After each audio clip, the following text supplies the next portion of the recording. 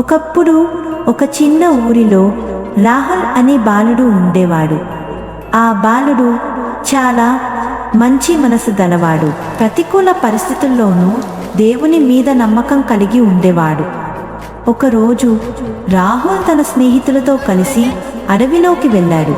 అక్కడ వాళ్ళంతా అడవిలో మరియు పక్షులను చూసి ఆటలాడుతూ ఆనందంగా గడిపారు. అయితే కొద్ది సమయం గడిచాక పెద్ద తుఫాను ప్రారంభమైంది. నా భయంకరమైన తుఫానుకు పిల్లలంతా భయంతో పరుగులు తీశారు. కొంతమంది ఏడుస్తూ అడవిలో దారి తప్పిపోయారు. కానీ రాహుల్ తన మనసులో దేవుని వాక్యాన్ని గుర్తు చేసుకున్నాడు. నాకు మరుగుచోటు, నా కేడము నీవే, నేను నీ వాక్యము మీద ఆశ పెట్టుకొని ఉన్నాను అని రాహుల్ ఉచ్చరించాడు. ఆత్మవిశ్వాసంతో పిల్లల్ని వెతుక్కుంటూ ఒక చిన్న గుహను కనిపెట్టాడు. ఇక్కడ రండి, ఇక్కడ భద్రంగా ఉంటాం అని అందరినీ పిలిచాడు.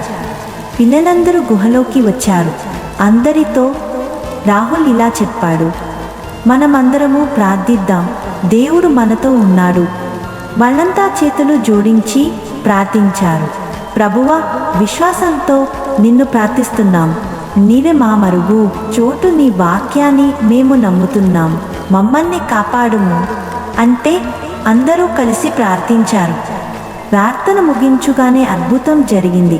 తుఫాను తగ్గి ఆకాశం మళ్ళీ ప్రకాశించసాగింది.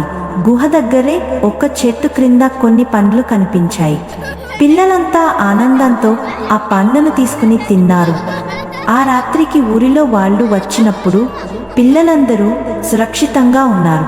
అందరూ సురక్షితంగా ఒకచోట ఉండడం చూసి ఆశ్చర్యపోయారు. అక్కడ ఉన్న పిల్లలు రాహుల్ గురించి తను ఎంత ధైర్యంగా ప్రవర్తించాడో అని మా ఊరి వాళ్లకు గొప్పగా చెప్పారు.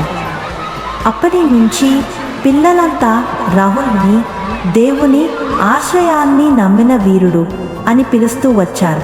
పిల్లలు, ఈ కథ ద్వారా మనకు ఇటువంటి భయం కలిగిన దేవుని వాక్యాన్ని నమ్మితే ఆయన మన ఆశ్రయంగా నిలుస్తాడు.